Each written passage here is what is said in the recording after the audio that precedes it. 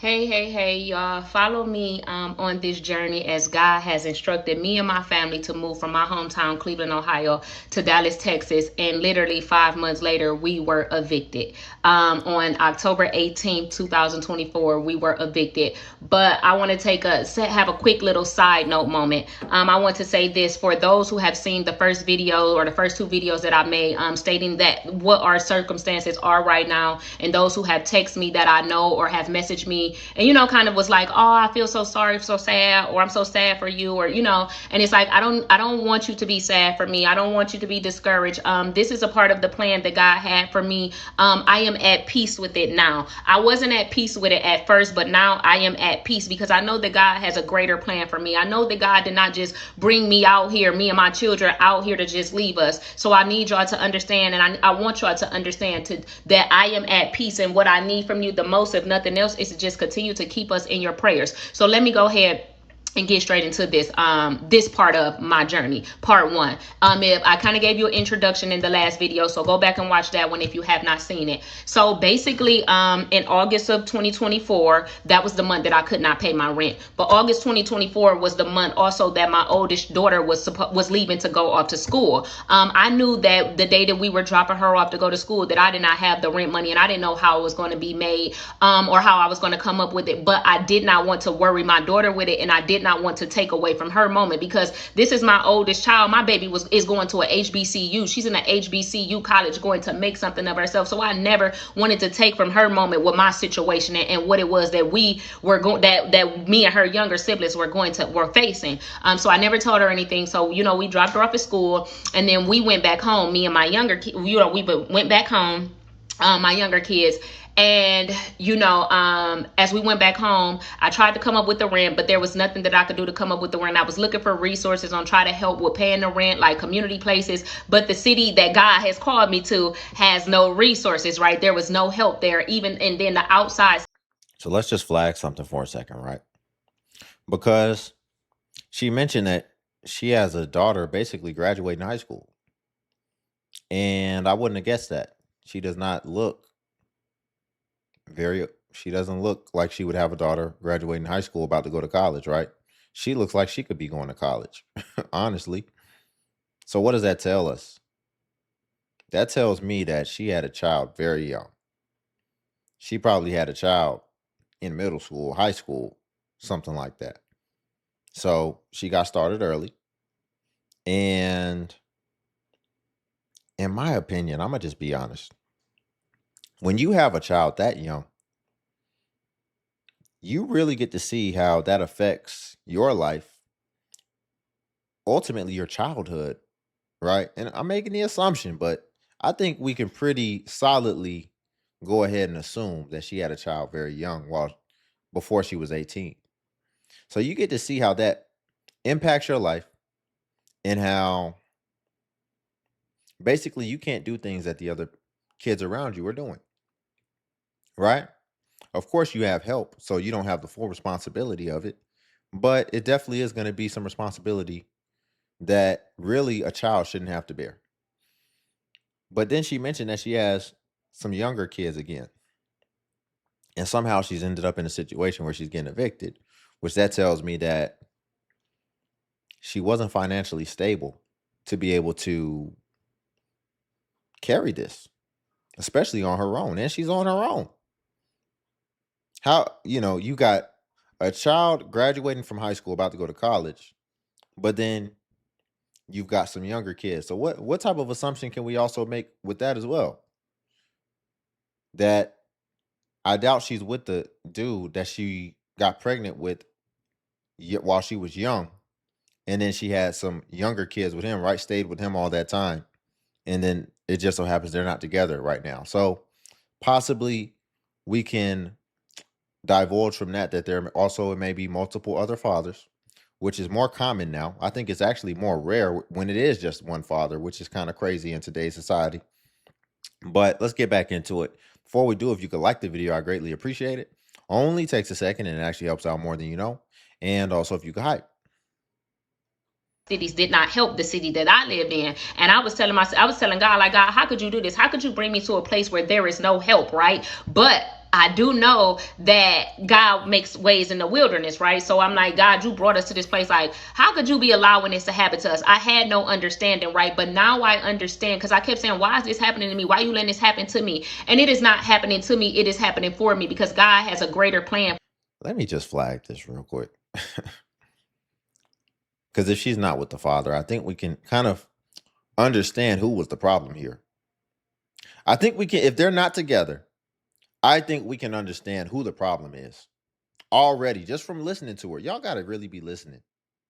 And you'll really find a lot of things that you need to know. And here's what I mean. Look at how she talking to God. Look at how she is talking to God. Is she talking to God like somebody that she's afraid of and that she should hold in high standing? Let's go back to that. Look at how she communicates with God. Resources, right? There was no help there, even, and then the outside cities did not help the city that I lived in. And I was telling myself, I was telling God, like, God, how could you do this? How could you bring me to a place where I was telling God, you got to really pay attention. I was telling God, how could you do this? How could you bring me here?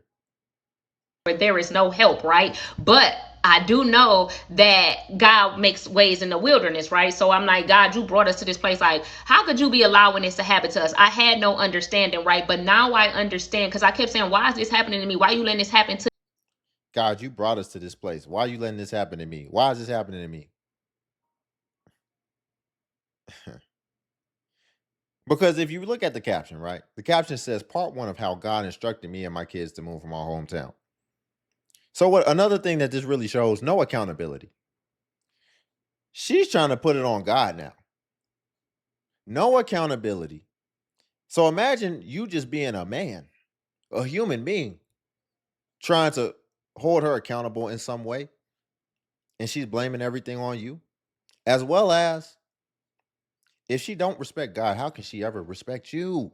That's what I would be thinking if I was meeting a person like this and I was I was able to become privy into her mindset as she just explained it.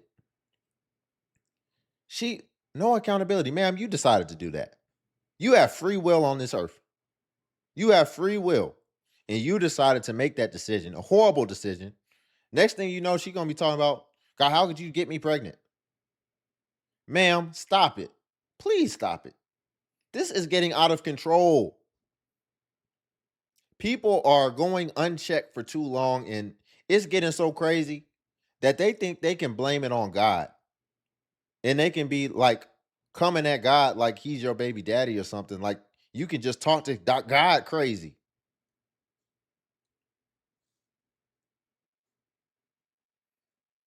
me? And it is not happening to me, it is happening for me, because God has a greater plan for me, and for my family, and even for those who are attached to me and those who are coming across this video. I need you to understand that God has a greater plan for you. So I couldn't come up with the rent, so my landlords kept calling me, couldn't come up with the rent. So eventually September 11th, well, they put an eviction notice on my door, I want to say the beginning of September.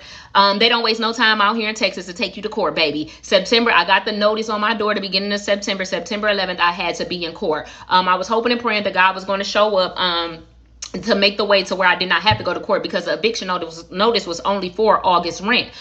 So I get to court, and I'm just like, I met some nice ladies along the way, at the prayer mountain that I went to. I met some nice ladies, and they were just like, when you go to court, just ask the judge, could you please your case, and let them know what's going on. So when I went to court, the judge basically ruled on he was ruling on the property management's behalf. But I was like, can I plead my case? So when I talked to the judge was a sweet judge. I'm crying, y'all, and I'm telling him, like, y'all, listen, I did not plan on coming thousands and thousands of miles away with my kids. Like, that's crazy to plan on coming thousands and thousands of miles away with your kids and not paying rent. Like, if I had the rent, I would have paid the rent, but I honestly did not have it, and there was no way for me to get it. I checked every single resource I could. I reached out to the people that God allowed me to reach out to, and it was no help anywhere. So the judge was like, honestly, I feel, he was sorry. He felt sad for me, but he's like, I have to do my job. I still have a job to do, and I understand that. And he Yeah. was like, but I can advise you to go to legal aid and try to get you legal aid to try to hold up the eviction process. And he's like, also too, just because I'm ruling for you to be evicted doesn't mean that you have to be evicted. You can always go and talk to your landlord and see if they'll give you extension to come up with your rent. So after he rules on their behalf, I leave out the courtroom and I'm crying. And there was a lady in the courtroom as well.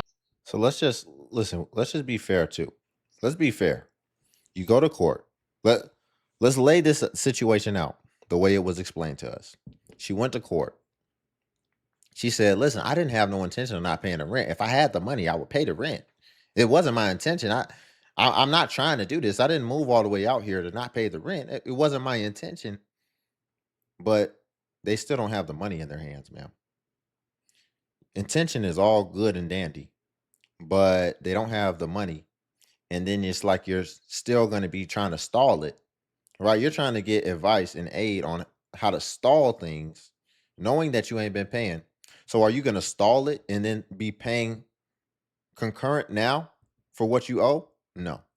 She would go and get some free legal aid so that she could stall it and turn 5 months into 6 months and 6 months into 7 months.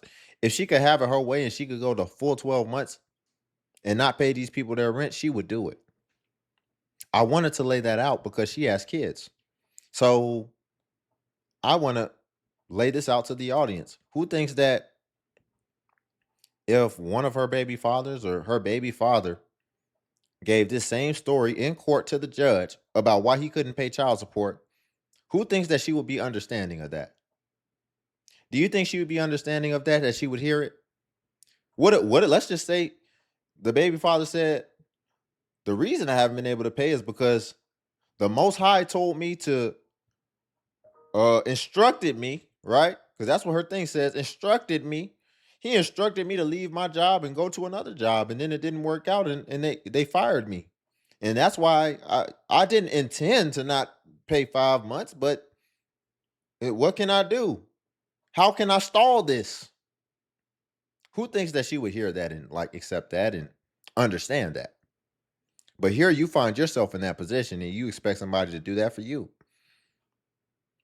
Nobody told you to leave your home state with kids and seemingly no money in the bank.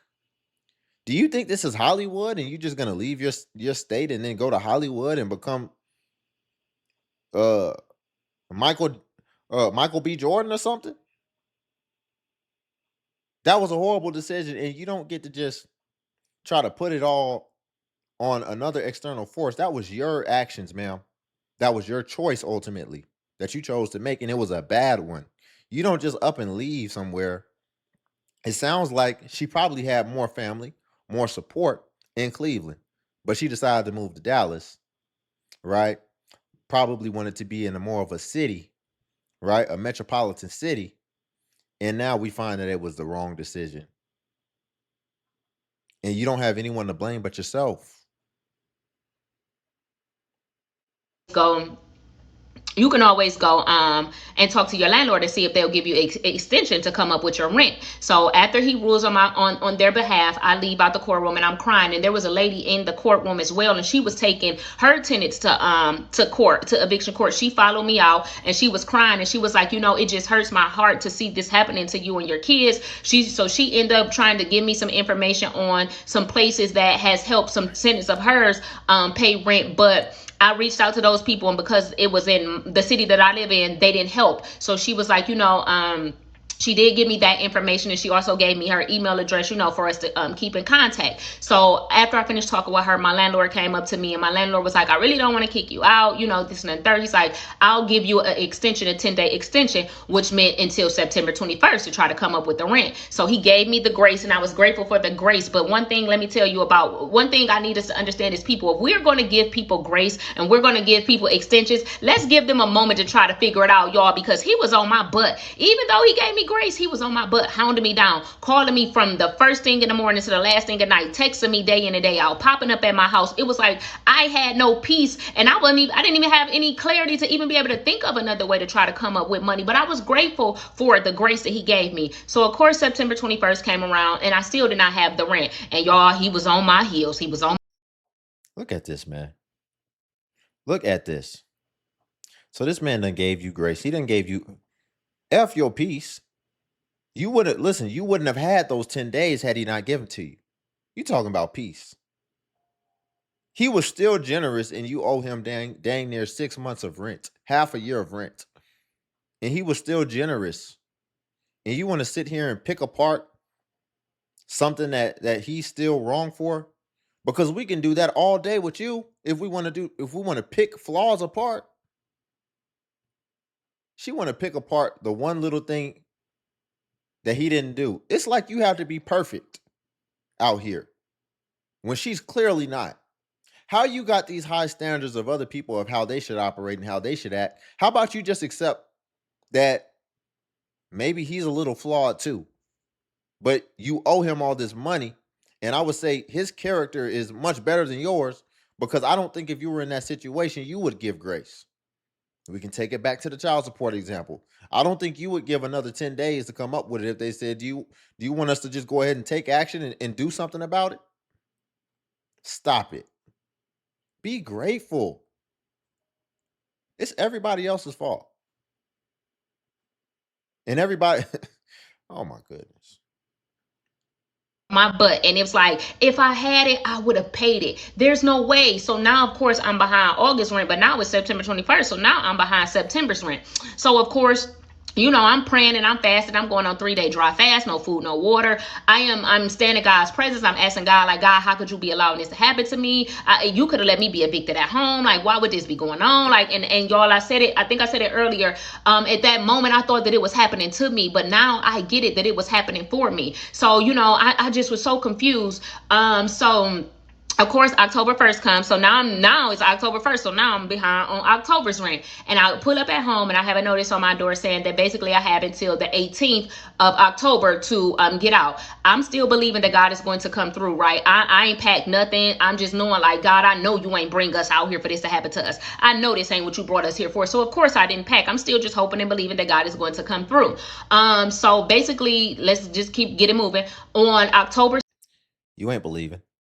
You hoping though, but you ain't believing.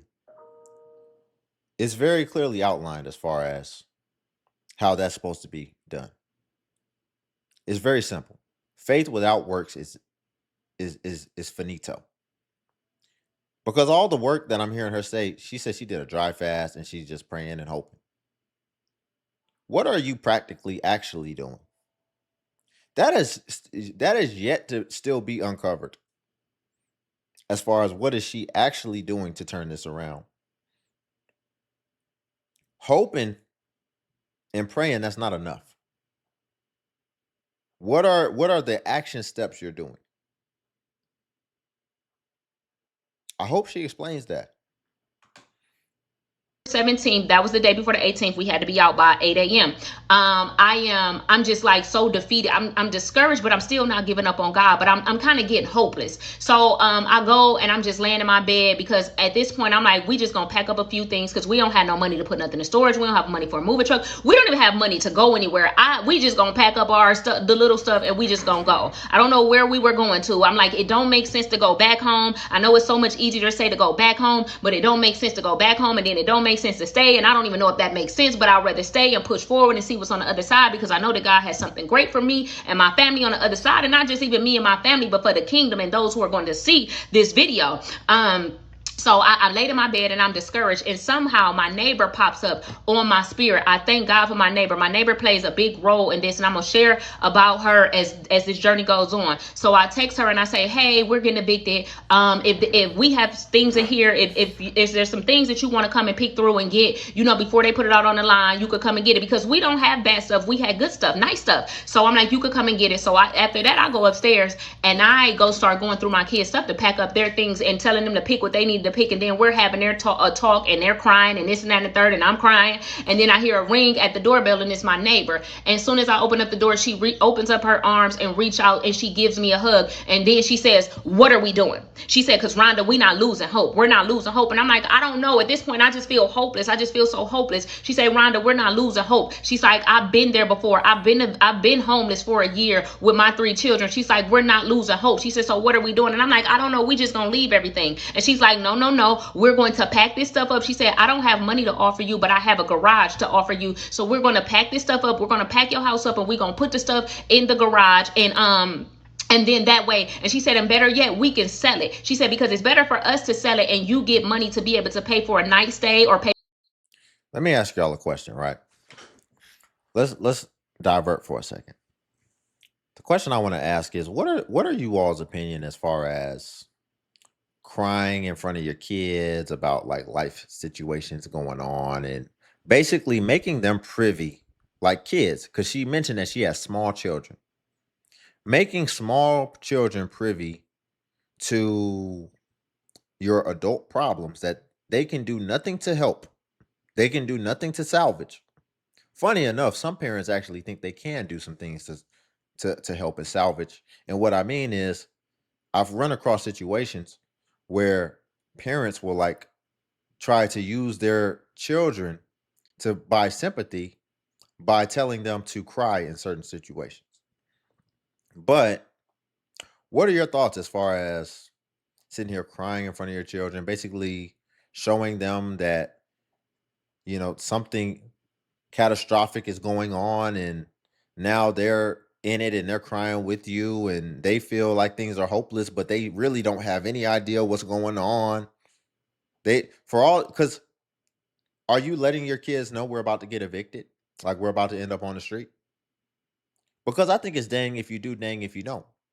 If you let them know we're about to get evicted, we're about to end up on the street, it's like, what can they do to help that? Why even make them privy of that? But then on the other end, if you're just crying and it's clear that something's about to happen, but you don't tell them, it's like, what are they thinking in their mind is about to happen? Like, are they thinking that the world is about to end, like that it's about to explode, that we're about to be nuked or something?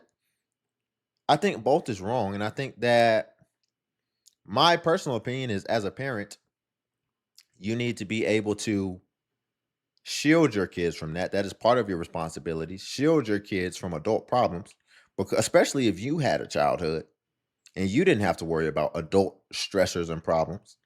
And now you got your kids having to deal with that as young children, right? While you try to figure it out. And figure it out. Not just going fast and drink apple cider vinegar. That's not trying to figure it out. But yeah, I don't think that you should be putting children in these problems, especially if there's nothing that they can do about it. And also, you shouldn't be like crying like that in front of your kids. I don't think that that's right. I don't think that that's a good thing to do as the adult, and they don't know what's going on. And again, there's nothing they can do to help it. They can't try to make you feel better, and it's not their job to make you try to feel better.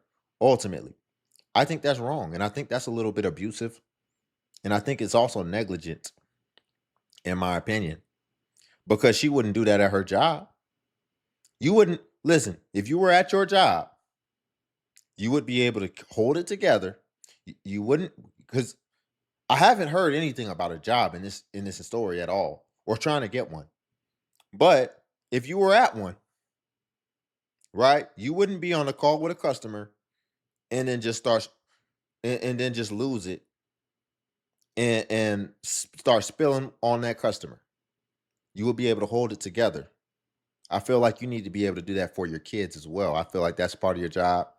Be curious what y'all think about that. But that's what I think about that.